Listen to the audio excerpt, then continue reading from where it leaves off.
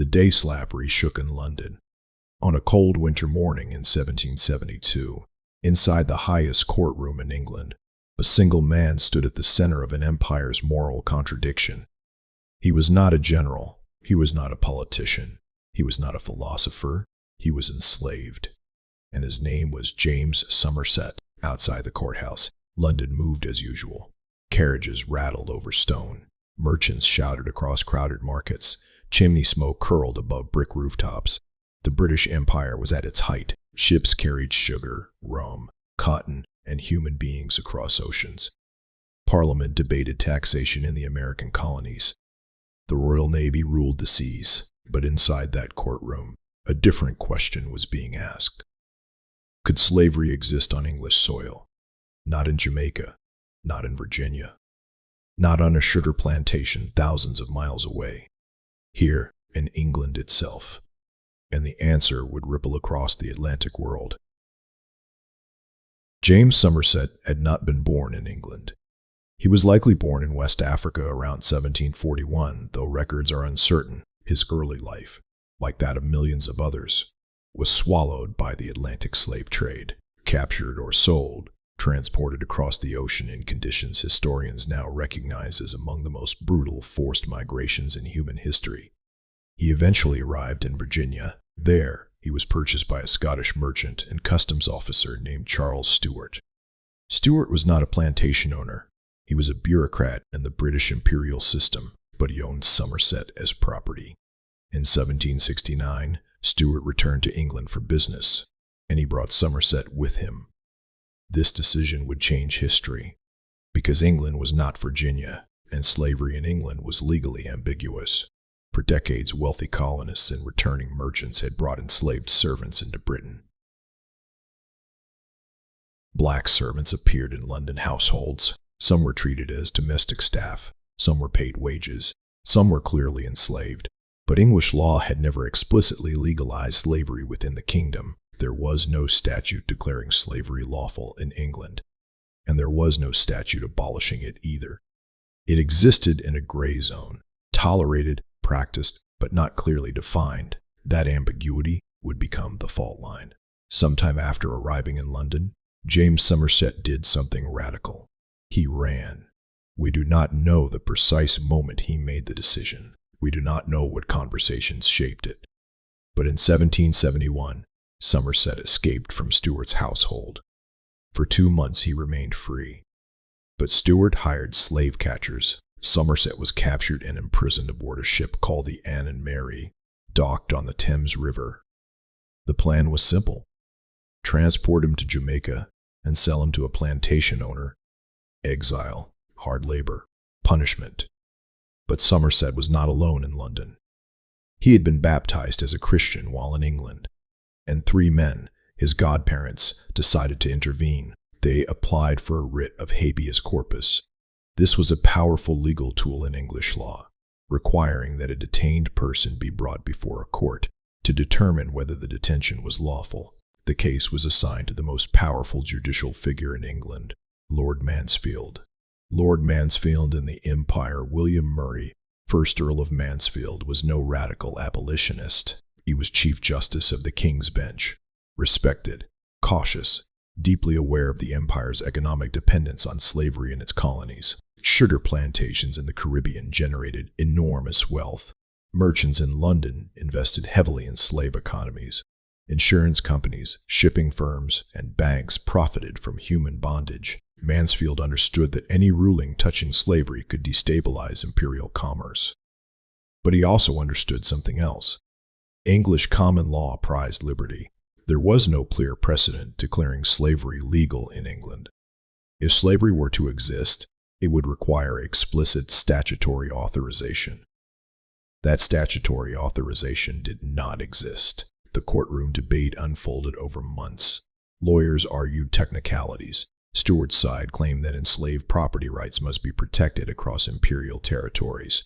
Somerset's lawyers argued that slavery was so odious that it could only exist by positive law, and since no such law existed in England, it could not be enforced.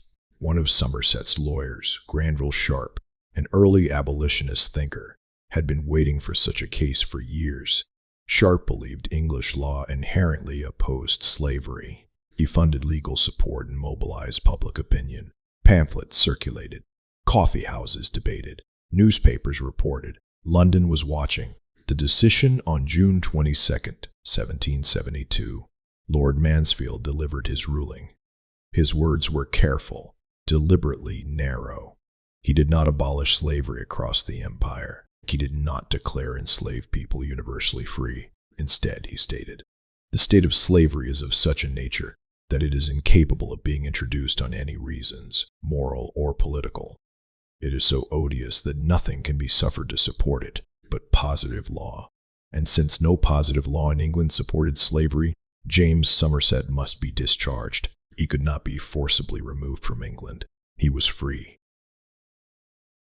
The ruling did not end slavery in the British colonies.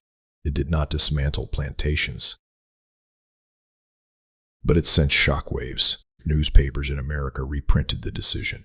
In Boston, in Philadelphia, and Virginia, colonists read that English soil did not legally sustain slavery. Some enslaved people in American colonies heard the news too, and they wondered, if England could not legally enforce slavery, what did that mean for an empire claiming liberty while holding millions in bondage? The Somerset decision became symbolic, larger than its narrow legal scope. It suggested that slavery required explicit justification, that liberty was the default in English law, and that a single enslaved man could force an empire to confront its contradictions. James Somerset disappears from the record after 1772. We do not know how he lived the rest of his life, but his name entered legal history. And the empire would never be quite the same. Next, we move into the Atlantic slave economy in the 1770s, British hypocrisy and colonial tension, how American revolutionaries reacted to the Somerset ruling, whether the case influenced the American Revolution, and how enslaved people interpreted the decision. The empire built on human cargo. When James Somerset stood before the Court of King's Bench in 1772, the legal question seemed narrow. Could his master forcibly remove him from England and ship him to Jamaica? But the economic reality behind that question was vast, because by the time Somerset's case reached London, the British Empire had already built a global system that depended on enslaved labor at every level, from sugar fields in the Caribbean to merchant houses in Bristol and insurance firms in London. To understand the weight of that courtroom moment, we must understand what the Atlantic world looked like. In the 18th century, the transatlantic slave trade was not peripheral to British power. It was central. Between the 1600s and early 1800s, British ships transported more enslaved Africans across the Atlantic than any other European power during key decades of the trade. Jamaica, Barbados, and other Caribbean colonies became economic engines fueled by enslaved labor producing sugar, the most profitable commodity in the empire. Sugar was not a luxury item in Britain by the 1770s. It was woven into daily life. Tea with sugar had become a national habit. Confectionaries multiplied in urban centers. Rum flowed through taverns. Molasses sweetened working-class diets. Behind every spoonful of sugar stood plantation violence. British investors understood the math clearly. Plantation profits could yield returns far beyond domestic agriculture. Insurance firms underwrote slave voyages. Banks extended credit to planters. Shipbuilders constructed vessels optimized for human cargo. The wealth generated by enslaved labor circulated through British society, touching far more people than those who directly owned plantations. And yet, inside England itself, slavery remained legally undefined. That contradiction was structural. English common law had long celebrated personal liberty as foundational. Legal tradition held that a person could not be detained without lawful cause. Habeas corpus was not abstract theory. It was an enforceable mechanism. So how could an empire that glorified liberty at home tolerate bondage abroad? The answer, until Somerset's case, was silence. Slavery in England functioned through custom rather than statute. Wealthy colonial visitors brought enslaved servants with them. Advertisements in London newspapers occasionally announced runaway Negro servants. Yet Parliament had never formally codified slavery within English domestic law. This ambiguity allowed British elites to benefit economically from slavery, without confronting its legality at the imperial center. Somerset's capture disrupted that equilibrium. When Charles Stewart ordered Somerset seized and confined aboard the ship Anne and Mary for transport to Jamaica, he assumed property rights would be recognized automatically. After all, slavery was legal in Jamaica, and Jamaica was British territory. But England was not Jamaica, and this distinction mattered deeply. Somerset's godparents, acting through abolitionist sympathizer Granville Sharp, sought a writ of habeas corpus. This forced Stewart to justify Somerset's detention before the highest court in England. The case was assigned to William Murray, 1st Earl of Mansfield, Lord Mansfield, Chief Justice of the King's Bench. Mansfield understood the stakes immediately. If he ruled broadly against slavery, he risked destabilizing colonial economies. If he ruled in favor of Stewart, he would formally legitimize slavery on English soil. The hearing stretched over months. Lawyers argued precedent. Stewart's attorneys claimed property rights extended across imperial jurisdictions. Somerset's lawyers countered that slavery could only exist by positive law, explicit statutory authorization. And since no English statute authorized slavery, none could exist in England. Granville Sharp circulated pamphlets defending Somerset's cause. London coffeehouses buzzed with debate. The press reported developments. The case became public spectacle. Meanwhile, the broader Atlantic world trembled quietly. In the American colonies, enslaved people heard rumors. Newspapers reprinted English legal arguments. Some colonial elites worried about unintended consequences. If England refused to recognize slavery at home, what precedent might that set? By June 22, 1772, Mansfield was ready to rule. He delivered his decision carefully, almost reluctantly. He did not condemn slavery universally.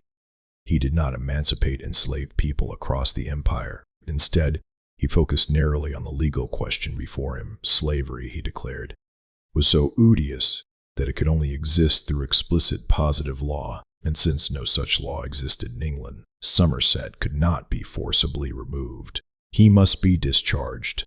The ruling was legally narrow, but symbolically explosive. It did not abolish slavery in Jamaica. It did not free enslaved people in Virginia. But it established a powerful legal principle. Slavery was not presumed lawful under English common law.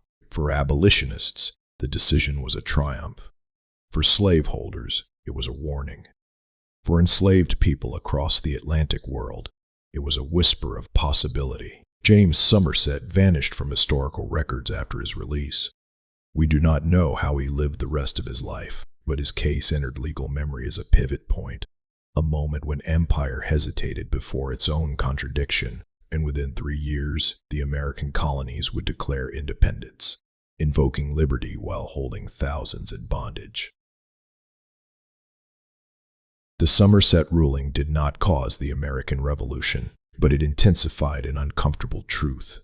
If English soil did not legally sustain slavery, what did liberty mean in an empire built on chains? Next, we move into colonial American reaction to the Somerset decision. Whether the ruling influenced revolutionary rhetoric, how enslaved people interpreted imperial legal shifts, the growth of organized abolition in Britain, and the slow transformation from legal ambiguity to moral movement when liberty became dangerous. When news of the ruling in the case of James Somerset crossed the Atlantic in 1772, it did not arrive quietly. It traveled through reprinted newspaper excerpts, merchant correspondence, political pamphlets, and dockside rumor. Boston printers discussed it. Virginia planters whispered about it. Philadelphia lawyers studied it. And enslaved people, who were never supposed to be the audience of imperial legal philosophy, listened carefully. Because if English soil did not legally sustain slavery, what did that mean for British America? The American colonies were already simmering with tension. Parliament's taxation policies, the Stamp Act, the townshend duties had provoked protests. Colonial leaders increasingly invoked the language of rights, liberty, representation, consent. But here was the contradiction. Many of the loudest voices demanding freedom owned enslaved people. The Somerset decision did not abolish slavery in the colonies. Lord Mansfield had been careful to avoid that. His ruling applied narrowly to England itself. but the principle he articulated, that slavery required explicit, positive law, struck at the moral architecture of empire. Colonial newspapers reprinted Mansfield's phrase that slavery was so odious that nothing could support it except positive law. Those words lingered. In Massachusetts, where legal challenges to slavery were already brewing, abolition-minded thinkers seized upon Somerset as precedent. Though technically non-binding in the colonies, the case strengthened the intellectual argument that slavery violated English constitutional principles. In Virginia and the Carolinas, the reaction was more defensive. Planters insisted that colonial statutes clearly authorized slavery. They reassured themselves that Mansfield's ruling did not apply overseas. But reassurance could not erase anxiety. Because enslaved people were hearing the same news throughout the Atlantic world, enslaved communities relied on information networks that historians are only beginning to fully appreciate. Sailors carried rumors from port to port. Free black communities in London and Boston shared pamphlets. Word spread that an enslaved man had challenged his master and won. That fact alone mattered. Somerset's case suggested something revolutionary. The law could be used as a weapon against bondage. The revolutionary moment. Just 3 years after Somerset's discharge in 1775, open warfare erupted between Britain and the American colonies. By 1776, the Declaration of Independence would proclaim, "All men are created equal." But in 1772, the ideological ground was already shifting. British officials worried about the unintended consequences of Somerset. If enslaved people in the colonies believed England might free them, they might flee to British lines in times of conflict. That fear became reality during the Revolutionary War. In 1775, Lord Dunmore, Royal Governor of Virginia, issued a proclamation offering freedom to enslaved people who escaped rebel masters and joined British forces. The connection was not direct. Dunmore did not cite Somerset. But the atmosphere had changed. British authority could now be imagined as potentially emancipatory, at least strategically. Thousands of enslaved people fled plantations to seek freedom with British troops. For white American revolutionaries, this created a painful paradox. They were fighting for liberty from British tyranny, yet Britain was offering liberty to their enslaved laborers. The ideological tension sharpened. Somerset's case had not ended slavery, but it had destabilized its moral certainty. The birth of British abolitionism. In Britain itself, the ruling energized a growing abolitionist movement. Granville Sharp, who had supported Somerset's legal defense, interpreted the decision as proof that English law inherently opposed slavery. He began pushing more aggressively for abolition of the slave trade itself. By the 1780s, activists like Thomas Clarkson and William Wilberforce would build on this foundation, forming organized abolition societies and petition campaigns. The Somerset case became symbolic, not because it legally abolished slavery, but because it demonstrated that moral argument could penetrate the highest court in the land. The British public increasingly confronted the brutality of the slave trade. Diagrams of slave ships circulated. Testimonies from sailors described the Middle Passage. Economic arguments clashed with ethical ones. And all of it traced back, in part, to the moment when an enslaved man forced the empire to answer a legal question it had avoided. Illegal. A.B. Jebelin, in Historical Misunderstanding. It is important, especially in a deep academic examination, to clarify something often misunderstood. The Somerset decision did not immediately free all enslaved people in England. It did not declare slavery illegal everywhere in Britain's territories. In practice, slavery in England declined, but not instantly. Historians debate how many enslaved people were living in England in 1772. Estimates range from several thousand to perhaps 15,000. Many remained in ambiguous status even after the ruling. But ambiguity cuts both ways. Masters now hesitated to assert coercive control openly. Enslaved people could invoke the precedent of Somerset. Public opinion shifted gradually. Law does not transform society overnight, but it can shift the moral baseline, and that is what Somerset did. James Somerset. The man W. Ween cannot see perhaps the most haunting aspect of the story is what we do not know.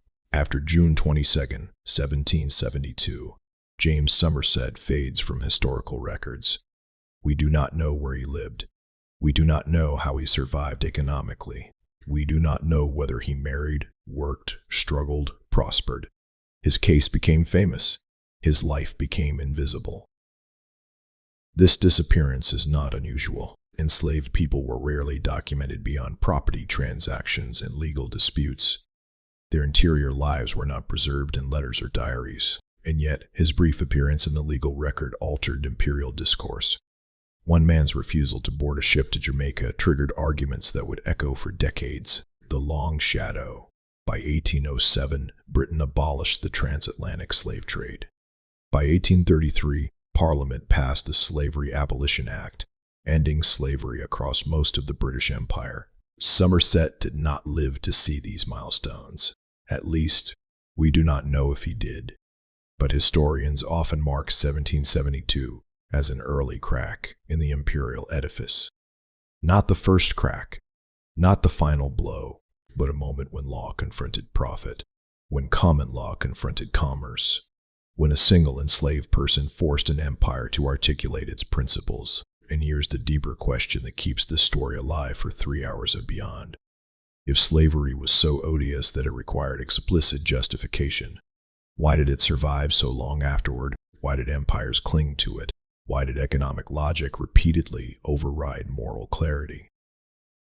Those are the questions that carry us forward. Next, we move into the economic defense of slavery after Somerset, the sugar lobby and parliamentary resistance, how enslaved resistance influenced abolition momentum, the global ripple effects of the ruling, and whether Somerset indirectly shaped modern human rights law, the sugar lobby and the defense of slavery. After the ruling in the case of James Somerset, celebration and anxiety spread in equal measure. Abolition-minded thinkers saw moral daylight breaking over empire. But merchants, planters, insurers, and investors saw something else. Risk, because of slavery, required positive law, and if English courts were unwilling to presume it lawful at home, then the intellectual foundation of the Atlantic slave system had shifted, and the British Caribbean elite understood that shift immediately. The economic machine.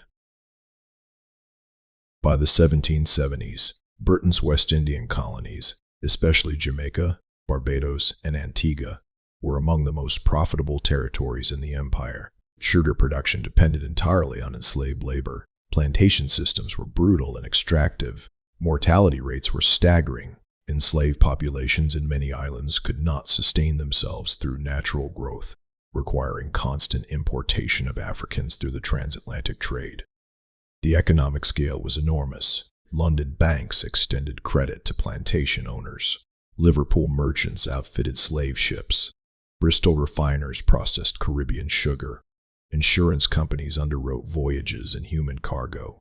Parliamentary seats were influenced by planters with colonial wealth.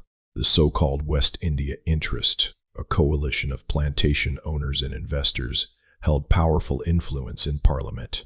They were not merely defending tradition, they were defending capital. Parliamentary resistance. In the years after 1772, defenders of slavery insisted that the Somerset ruling was limited strictly to England. They emphasized that colonial legislatures explicitly authorized slavery and that Parliament had recognized those statutes. Legal scholars debated imperial jurisdiction. Did common law principles override colonial law, or were colonies semi-autonomous legal zones? The sugar lobby argued fiercely that economic collapse would follow any imperial interference with slavery. Their arguments were pragmatic. Britain's prosperity depended on Caribbean exports. Abolition would empower rival European empires. Plantation labor could not be replaced quickly. Enslaved people were property under colonial statutes. Notice the language. Economic necessity was framed as political realism. Moral questions were reframed as threats to national stability. This rhetorical strategy would persist for decades. Abolitionism organizes. While the West India interest defended profits, a counter-movement gathered momentum. Granville Sharp, who had supported Somerset's legal battle, began advocating more aggressively against the slave trade itself. He was soon joined by activists like Thomas Clarkson and later William Wilberforce. By the 1780s, the abolitionist movement in Britain had developed sophisticated methods of persuasion, public petitions with hundreds of thousands of signatures, boycotts of slave-produced sugar, publication of first-hand accounts of the Middle Passage, distribution of diagrams showing the cramped conditions aboard slave ships. One famous diagram, the Brooks slave ship illustration, depicted enslaved Africans packed tightly in rows. It became one of the most powerful visual arguments in abolitionist history. This movement was not spontaneous. It was organized. It used media strategically, and it drew moral energy from cases like Somerset's, Enslaved resistance, and global ripple. Even as British elites debated economics and morality, enslaved people themselves were not passive observers. Rebellions erupted across the Caribbean in the late 18th century. The most consequential would be the Haitian Revolution, 1791 to 1804, where enslaved people overthrew French colonial rule and established the first Black Republic in the Western Hemisphere, although Haiti was under French control. The reverberations were felt throughout the Atlantic world. Planters in Jamaica and Barbados feared similar uprisings. British policymakers understood that slavery was not only morally contested, it was politically unstable. The Somerset decision did not cause these revolutions, but it had contributed to a broader intellectual destabilization. If courts in England hesitated to defend slavery unequivocally, the ideological certainty of bondage weakened the slow path to 1807. It would take 35 years after Somerset's case for Britain to abolish the transatlantic slave trade in 1807. Why so long? Because economic entrenchment is powerful. Because parliamentary seats were influenced by plantation wealth. Because war with France complicated reform efforts. Because moral transformation rarely moves at the speed of principle, but the debate shifted permanently after 1772. The question was no longer whether slavery was morally defensible. The question became whether it could survive increasing scrutiny. When Parliament finally passed the Slave Trade Act in 1807, outlawing British participation in the trade, abolitionists cited decades of moral campaigning. The memory of Somerset was not forgotten, and in 1833, the Slavery Abolition Act ended slavery across most of the British Empire, though with compensation paid to slave owners, not to the formerly enslaved. The economic defense had not vanished. It had been politically outmaneuvered, the human rights legacy. Modern legal scholars often point to the Somerset case as an early articulation of a principle that would echo into modern human rights law, that liberty is presumed, that coercion requires explicit legal authorization, that moral revulsion can influence judicial reasoning, Lord Mansfield's phrasing, that slavery is so odious it can only exist by positive law, resonates with later doctrines, asserting inherent human dignity. The ruling did not establish universal freedom, but it shifted the burden of justification, and that shift matters. The Crete Center. In all of this, parliamentary debate, economic lobbying, abolitionist pamphlets, imperial anxiety, the man whose name anchors the story remains silent. James Somerset did not publish memoirs.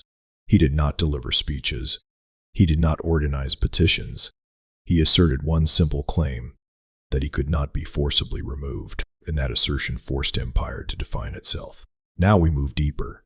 The American Revolution's paradox of liberty and slavery. Did Somerset influence constitutional thought? Black loyalists who sought freedom under British protection. The long arc from Somerset to modern constitutional law. And whether one legal case can truly change the world. Revolution, contradiction, and the echo of Somerset. When James Somerset walked out of court in 1772, he did not know that within 3 years the British Empire would be at war with its own colonies. He did not know that revolutionaries across the Atlantic would invoke liberty while holding men, women, and children in chains. But the logic unleashed in his case, that slavery required explicit legal justification, would collide directly with the ideology of the American Revolution. Because revolutions run on ideas, and Somerset had inserted an idea into the bloodstream of empire. The American Paradox. By 1775, tensions between Britain and its North American colonies had escalated into armed conflict. Colonial leaders accused Parliament of tyranny. Pamphlets like Thomas Paine's Common Sense demanded independence. Political language became saturated with natural rights theory, liberty as inherent, not granted. But plantation economies in Virginia, South Carolina, and Georgia remained deeply dependent on enslaved labor. The contradiction was not subtle. Some American patriots were aware of Somerset's ruling and uneasy about its implications. If British courts could declare slavery unsupported by common law in England, could similar reasoning emerge in colonial courts? And if Britain positioned itself strategically as a liberator of enslaved people, how would that reshape loyalty? In November 1775, John Murray, 4th Earl of Dunmore, issued a proclamation offering freedom to enslaved men who fled rebel masters and joined British forces. The reaction was explosive. Thousands of enslaved people attempted escape. Rebel leaders condemned Dunmore's proclamation as incitement. But for enslaved communities, it represented opportunity. However uncertain, the American Revolution became, in part, a struggle over who controlled the meaning of liberty. And Somerset's legal precedent hovered in the background, black loyalists and the promise of freedom. During the war, thousands of enslaved people sided with British forces in exchange for promises of emancipation. These individuals later became known as Black Loyalists. When British troops evacuated from New York in 1783, they recorded names of formerly enslaved people departing for Nova Scotia, London, and the Caribbean. This ledger, called the Book of Negroes, documented thousands seeking freedom under British protection. The Somerset ruling had not mandated such policy, but it had shifted imperial imagination. Britain could now plausibly present itself as the side of legal liberty, even while maintaining slavery in its colonies. This duality reveals the complexity of the period. Somerset's case did not end exploitation, but it created ideological friction. Constitutional silence. When the United States drafted its Constitution in 1787, the document avoided the word slavery entirely. Instead, it referred obliquely to persons held to service. Compromises were embedded. The 3/5 Compromise, the Fugitive Slave Clause, the continuation of the transatlantic slave trade until 1808. American constitutional law did not adopt Mansfield's reasoning. Instead, it embedded ambiguity. Some historians argue that the founders were aware of Somerset but chose to insulate slavery from direct challenge. Others suggest that colonial legal frameworks had diverged sufficiently from English common law that Mansfield's decision held limited authority. Either way, the contrast is striking. In England, slavery required positive law. In the United States, slavery became structurally protected without being named. The long arc of legal murmuring. Legal historians often describe Somerset as an early articulation of a presumption of liberty doctrine. That doctrine would echo centuries later in cases involving personal freedom, detention rights, and human dignity. Mansfield's formulation, that slavery was so odious it required explicit authorization, foreshadows later human rights jurisprudence asserting that coercion must be justified, not presumed. But history is not linear. After 1772, slavery expanded in the American South. Cotton cultivation surged after the invention of the cotton gin in 1793. The domestic slave trade intensified. Millions remained enslaved. The Somerset ruling did not halt expansion. It complicated justification. And sometimes complication is the first stage of transformation. The British turn. In Britain, abolitionist momentum grew steadily through the late 18th century. Activists circulated graphic accounts of the Middle Passage. Churches debated morality. Parliament received petitions signed by hundreds of thousands. In 1807, Britain abolished its participation in the transatlantic slave trade. In 1833, it abolished slavery across most of its empire. These milestones were the result of sustained activism, geopolitical shifts, economic changes, and enslaved resistance. But the symbolic seed planted in 1772 remained present. The law had hesitated. The empire had been forced to articulate principle, and once articulated, principle can be difficult to retract. The man at the center. Through all these revolutions, wars, statutes, and economic upheavals, the life of James Somerset remains largely unknown. We do not know whether he followed abolitionist debates, We do not know if he lived long enough to witness the trade's abolition in 1807. We do not know whether he found community, security, prosperity. What we do know is that his refusal to board a ship in 1771, his insistence on invoking English law, compelled one of the world's most powerful empires to confront its own contradictions, and that confrontation reverberated far beyond the Thames. Now we move deeper still. The global implications of Somerset beyond Britain and America. How the case influenced later abolitionist legal strategies. The myth versus reality of what Somerset ended. Modern reinterpretations by historians. And whether one legal case can truly alter world history, the Vythe, the law, and the afterlife of a case. By the time historians began writing about James Somerset in the 19th century, something interesting had happened. The case had grown larger than its text. Lord Mansfield's decision in 1772 had been narrow. It stated that slavery was unsupported by English law unless authorized by positive statute. It ordered Somerset discharged from detention. It did not abolish slavery in the colonies. It did not emancipate all enslaved people in England automatically. And yet, over time, the case acquired a mythic dimension. Some later commentators claimed it ended slavery in England. Others argued it struck a moral blow that began the unraveling of the British slave system. Still others minimized it entirely, describing it as a technical procedural ruling without broader significance. The truth lies in between. What? The case did not do it. Did not free enslaved people in Jamaica. It did not abolish the slave trade.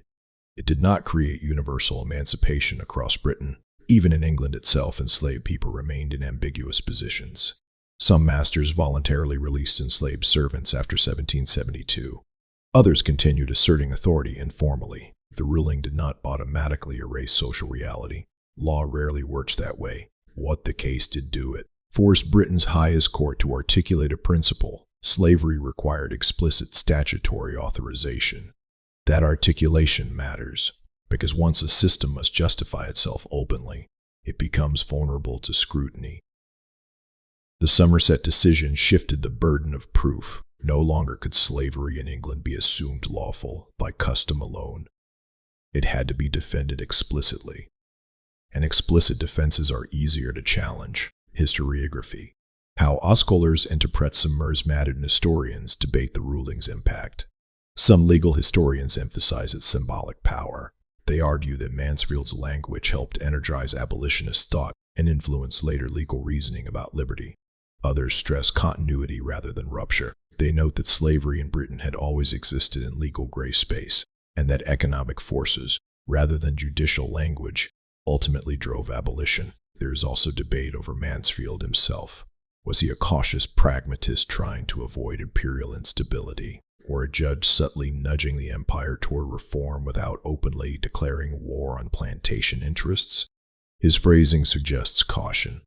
He avoided moral grandstanding. He ruled only on what was necessary. Yet even restrained language can carry transformative weight. Global echoes.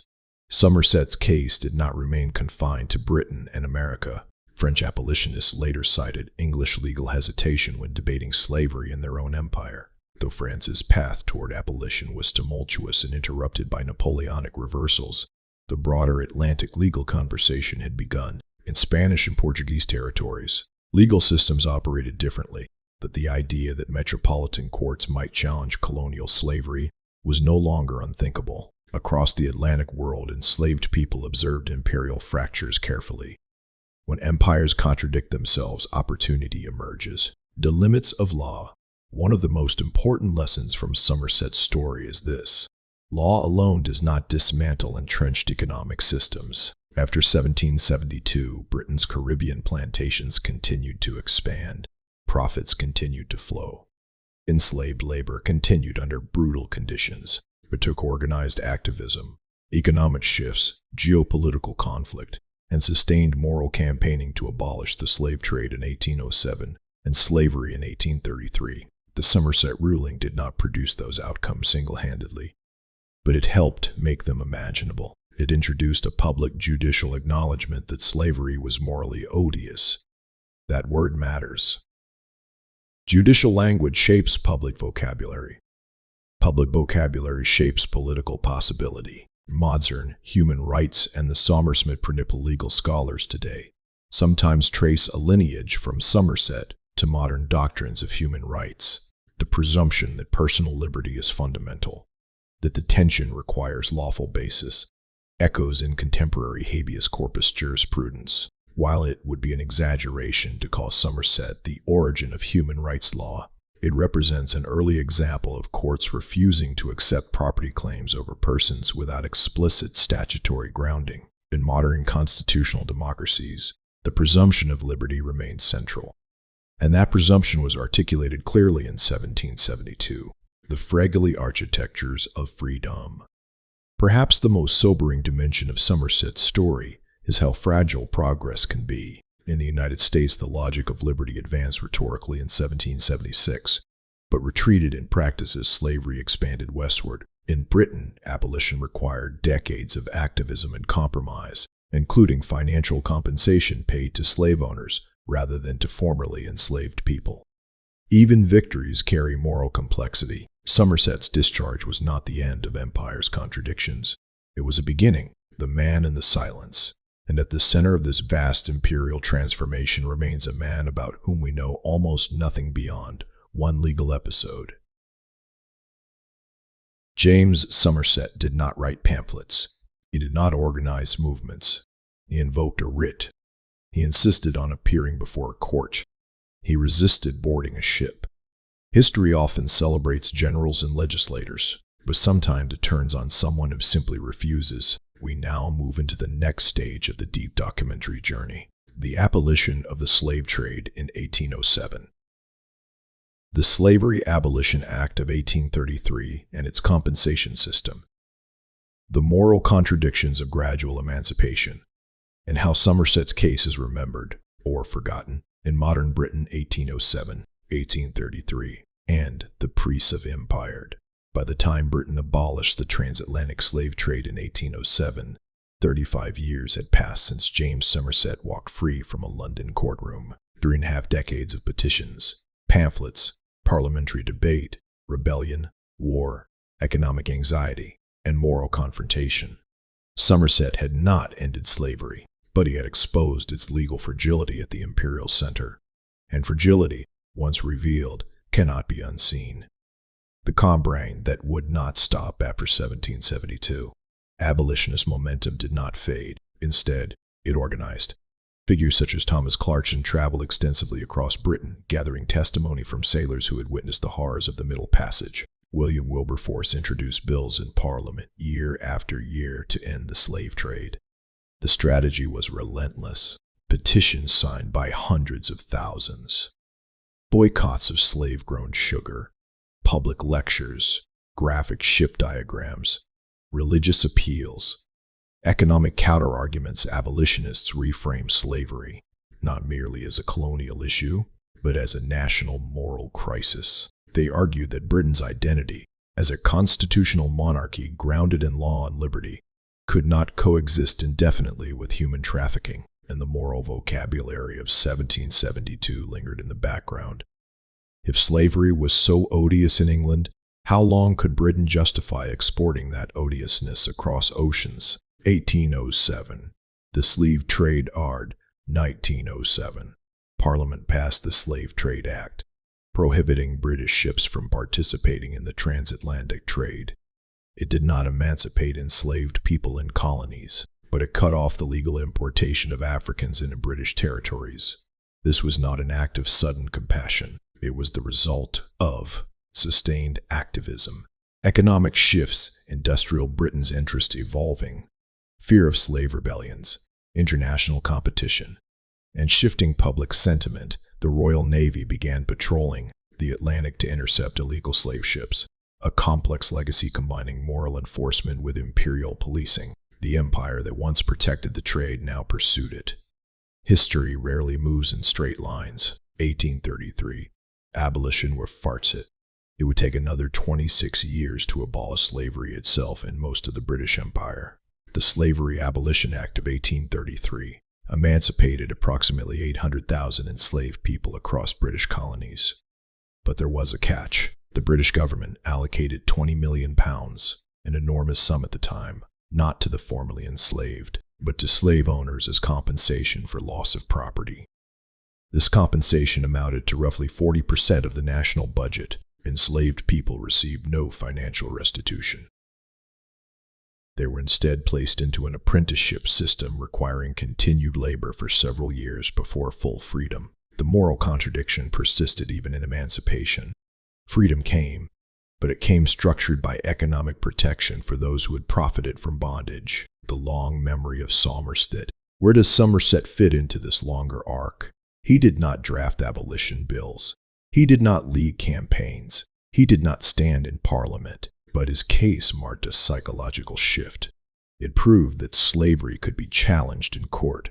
It proved that legal reasoning could undermine custom. It forced Britain's highest judge to describe slavery as fundamentally incompatible with moral principle absent explicit law. Abolitionists would cite this precedent. Even when not mentioned directly, the logic endured. American contrast. While Britain moved, slowly and imperfectly, toward abolition, the United States moved differently. After independence, American slavery expanded geographically and economically. The cotton economy surged after 1793. Domestic slave trading intensified.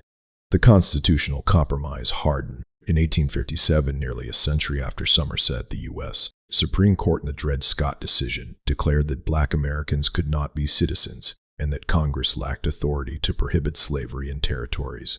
The contrast is stark. In 1772, a British court limited slavery's reach within England.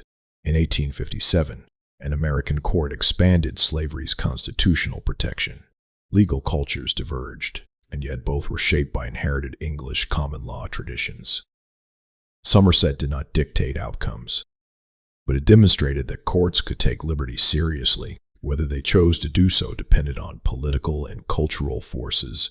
Modern Britain and historical memory today. James Somerset is not a household name. His case is studied in legal history seminars. It appears in textbooks on abolition. It surfaces in debates over Britain's imperial legacy. But walk through London and you will not find grand statues marking June 22, 1772. The British Empire built monuments to admirals and generals. Legal dissenters rarely receive marble, yet the memory of Somerset quietly persists in legal discourse. When British courts invoke habeas corpus protections, when legal scholars discuss presumption of liberty, when debates arise over detention without trial, the shadow of Mansfield's reasoning remains. The Enslaved trade. What makes Somerset's story endure is not triumphalism. It is fragility. One enslaved man could have been quietly shipped to Jamaica. One writ of habeas corpus could have been denied. One judge could have ruled differently. History hinged on contingency. The decision did not end exploitation, but it exposed it. It did not dismantle empire, but it forced articulation. And articulation is the beginning of accountability, the quote afterlife. We return, finally, to the silence at the center. James Somerset's personal life after 1772 is lost to record. We do not know whether he lived long. We do not know whether he prospered. We do not know whether he ever fully escaped insecurity. But his name endures in legal history, not because he sought fame, but because he insisted on appearing before a court, because he resisted forced removal, because he claimed the protection of law, and because, in doing so, he forced an empire to answer a question it preferred not to ask: law, memory, and the shadow of liberty. By the time the 19th century gave way to the 20th, the name James Somerset had drifted into the quiet corners of legal history. The British Empire had abolished slavery. The Atlantic slave trade had ended under British law. New imperial questions had replaced old ones, and yet, beneath shifting political landscapes, the core legal principle articulated in 1772 continued to echo. Because Somerset's case was never only about slavery, it was about the presumption of liberty, the habeas corpus thread. At the heart of Somerset's case stood a writ of habeas corpus, the demand that a detained person be brought before a court to justify their confinement. This mechanism, rooted in English common law, predates Somerset by centuries. But in 1772, it became the vehicle through which slavery itself was interrogated. Habeas corpus is not dramatic on its face. It is procedural, technical, almost administrative in tone, but its implications are radical. It assumes that no one may be detained arbitrarily. It assumes that power must answer to law. When Somerset's godparents applied for that writ, they were not arguing abolition in sweeping philosophical terms. They were demanding that a specific detention be justified legally, and that narrow procedural request forced the empire to articulate a principle that reverberates today. Modern constitutional democracies still rely on habeas corpus protections. Courts around the world cite the presumption that detention requires lawful authority. International human rights law echoes the same premise. Liberty is the baseline. Confinement requires justification. Somerset's case did not invent this idea, but it dramatized it, the myth versus the measure. Over time, Somerset's story has been told in simplified form. The case that ended slavery in England. That version is compelling. It offers a clean narrative arc, a single courtroom moment, a decisive ruling, a moral victory. But history resists simplicity. Slavery in Britain was already legally ambiguous before 1772. The ruling did not instantly emancipate all enslaved people within England, nor did it dismantle colonial slavery. Its immediate practical impact was limited, yet myth often carries truth in symbolic form. Somerset represents a moment when empire hesitated before itself, when a court acknowledged moral revulsion, when property claims over persons required explicit statutory grounding. The measurable impact may have been incremental. The psychological impact was profound. Memory and modern. Britain and contemporary Britain, debates over empire's legacy continue. Statues are reassessed. School curricula evolve. Public discussions interrogate colonial history with increasing candor. Somerset's name surfaces occasionally in these conversations, not as a symbol of national pride, but as evidence that dissent and moral challenge existed within empire. His case complicates narratives of simple villainy or simple virtue.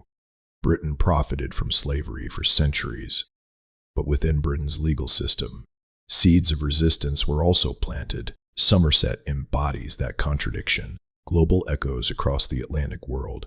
Courts have grappled with questions of detention, personhood, and coercion, from 19th century emancipation cases to 20th century human rights tribunals. The underlying logic remains familiar. Can a human being be treated as property? Can confinement be presumed lawful without explicit authorization? What is the baseline status of liberty? Somerset's case stands as one early articulation of answers that modern legal systems still refine. It reminds us that law evolves through contestation, through individuals willing to test its boundaries, the limits of hero narrative. There is a temptation in storytelling to cast James Somerset as a singular hero, the man who freed England, but doing so risks distorting reality. He did not act alone. Granville Sharp supported him. Lawyers argued his case. Lord Mansfield crafted the ruling. Abolitionists later expanded the struggle, and yet without Somerset's refusal to board a ship, none of those forces would have converged in that courtroom. History often hinges not on grand strategy, but on small acts of resistance, on someone saying no. The silence at the E. We return again to the silence surrounding Somerset's later life. After 1772, records fall quiet. He may have lived as a free man in London. He may have struggled economically. He may have joined free black communities forming in Britain at the time.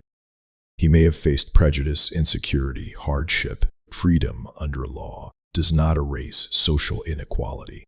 The court discharged him. It did not guarantee him prosperity, but the discharge mattered. It marked the point where imperial authority failed to enforce property claims over his body within England. And that failure altered legal discourse. Can one case change the world? Historians debate this question carefully. Structural forces, Economics, politics, war, technology drive large-scale change. Yet individual cases can crystallize contradictions. They can focus public attention. They can supply language that movements later deploy. Somerset did not abolish slavery, but he made slavery defend itself, and sometimes forcing a system to defend itself is the beginning of its undoing. Solosing reflection on June 22, 1772, a court in London ruled narrowly. A single man would not be forced onto a ship. That was all. No fireworks, no mass emancipation, no revolution, just a legal discharge. But within that narrow ruling lay a question that would echo across centuries. Is liberty the default condition of a human being?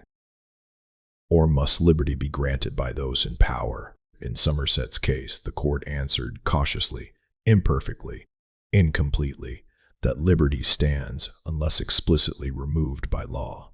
And that answer continues to shape debates about power and personhood today, the afterlife of a precedent. When we continue the story of James Somerset beyond the abolition of slavery in 1833, we move from courtroom drama into something quieter but equally powerful, legal memory. Because cases do not simply end when the ruling is delivered. They linger. They are cited. They are reinterpreted. They are sometimes misunderstood. And over time, they become symbols. Somerset's case entered legal education in Britain as an early example of the limits of property claims over persons.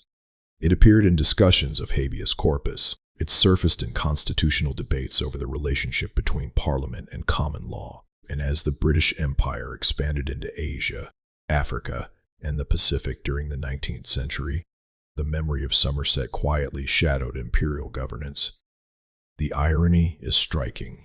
The empire that once profited from enslaved labor began presenting itself as a global enforcer against the slave trade. The Royal Navy patrolled West African waters, intercepting slave ships operated by other nations.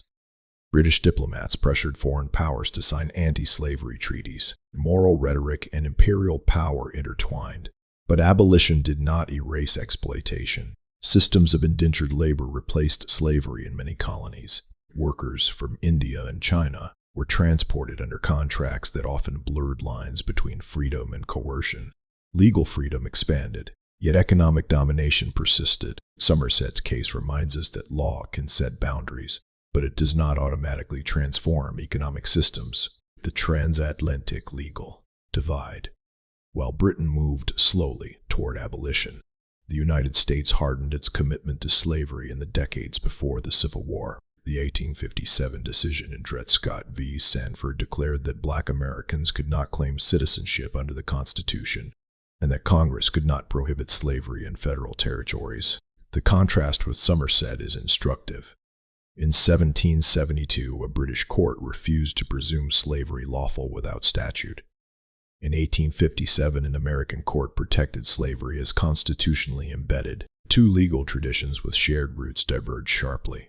Yet even in the United States, abolitionist lawyers occasionally invoked Somerset as moral precedent. They cited Mansfield's language to argue that liberty should be presumed. The case did not bind American courts, but it offered rhetorical force. It demonstrated that law could, under certain conditions, limit human bondage. Memory and publish consequences.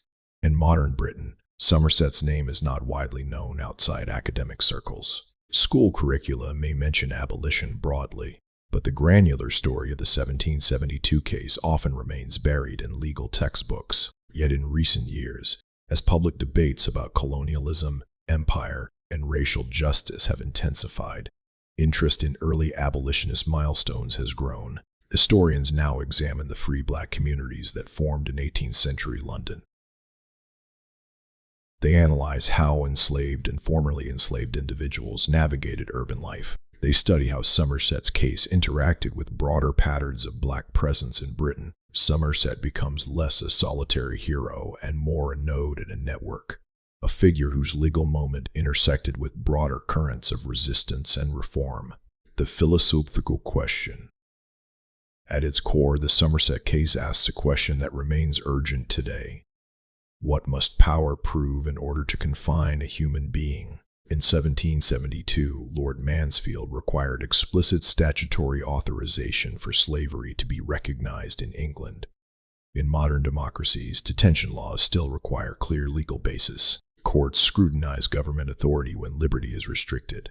Habeas corpus petitions remain tools against unlawful imprisonment. The principle endures. Coercion must justify itself. Somerset's case did not invent that idea, but it dramatized it in a context where the stakes were existential, the limits of progress. It is tempting to frame Somerset as a stepping stone toward inevitable emancipation. But history is not inevitable. After 1772, slavery intensified in the American South. Colonial exploitation persisted in Africa and Asia. Economic inequalities widened under industrial capitalism. Progress coexists with regression. The Somerset ruling shows that law can open space for reform. But whether reform follows depends on sustained social and political action. The case was a spark. It was not the fire, the human center. And once more we return to the man at the center. James Somerset likely did not imagine himself altering imperial discourse. He likely sought survival, safety, and autonomy. His refusal to board a ship to Jamaica was immediate and personal. Yet personal acts can intersect with structural moments. A writ of habeas corpus, a procedural instrument, became the vehicle through which empire articulated its limits. Somerset's life beyond that courtroom remains hidden, but his legal moment remains visible. The legacy today. When scholars discuss the genealogy of human rights, Somerset appears as an early articulation of a presumption of liberty. When courts evaluate detention powers, echoes of habeas corpus reasoning persist.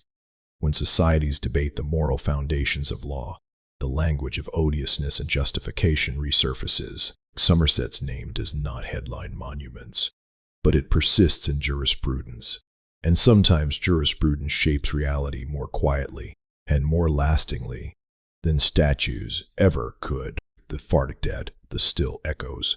On June 22, 1772, a man walked out of a courtroom. He did not deliver a speech. He did not sign a declaration. He did not overthrow an empire. He simply was not put on a ship. That man was James Somerset.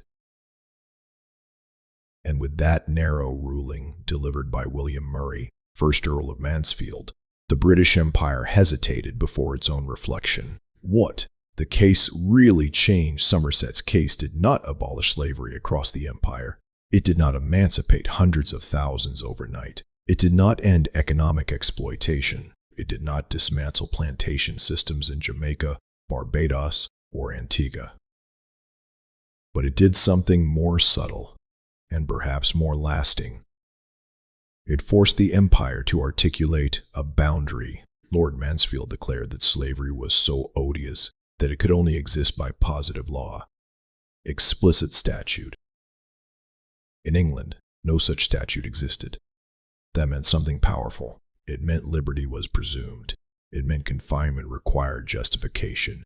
It meant property claims over persons could not rest on habit or convenience. And that shift, from assumption to justification, reshaped legal imagination. The global aftershock. After 1772, abolitionists could argue not merely from morality, but from precedent. In 1807, Britain abolished the transatlantic slave trade. In 1833, it abolished slavery in most of its empire. Those victories were not caused solely by Somerset's case. They were the result of activism, economics, rebellion, and political change. But the language of 1772 lingered when Parliament debated abolition. It did so within a moral and legal framework already cracked by Somerset. The empire that once defended the trade now declared it criminal. History does not move cleanly, but it moves. The contradiction that remains. Even abolition carried contradiction. Slave owners were compensated. Enslaved people were not. Indentured labor systems replaced chattel slavery in many colonies. Economic hierarchies persisted. Freedom under law did not guarantee equality in society. Somerset's discharge marked a legal boundary, not a social revolution. But law matters. Because law shapes what power must admit openly, and once power admits something openly, it becomes vulnerable to critique, to question that outlived empire today. Courts around the world still wrestle with a version of the question raised in 1772. What must authority prove in order to confine the human being? Habeas corpus remains central to constitutional democracies. The presumption of liberty remains foundational to human rights law. Somerset did not invent those principles, but he forced them into confrontation with slavery. He tested whether law would serve power or restrain it. In that moment, it restrained it. The man W. Ween cannot fully see. The archive falls silent after the ruling. We do not know where James Somerset lived afterward. We do not know whether he prospered or struggled. We do not know how long he survived in a society still shaped by racial hierarchy. We know only that he refused. He resisted boarding a ship. He claimed the protection of law. He became the focal point of an empire's moral tension. And he won, narrowly, specifically, but undeniably. Can one case change history? Structural forces shape the world: economics, politics, war, industry. But sometimes structure meets refusal. Sometimes a single individual intersects with the legal system at the precise moment when that system must define itself. Somerset's case did not destroy slavery, but it destabilized its unquestioned legitimacy in the imperial center. And legitimacy, once shaken, rarely fully recovers. The final reflection. Imagine the silence after the ruling. No applause recorded, no public monument raised, no fireworks, just a man no longer forced onto a ship. Yet from that quiet discharge flowed decades of debate, reform, abolition, and legal reinterpretation. The case of James Somerset reminds us that history is not only written by kings and generals. Sometimes it is written by someone who insists on being brought before a court. Sometimes liberty advances not through revolution, but through procedure. And sometimes the most powerful sentence in an empire's history is the one that says, "He cannot be forced."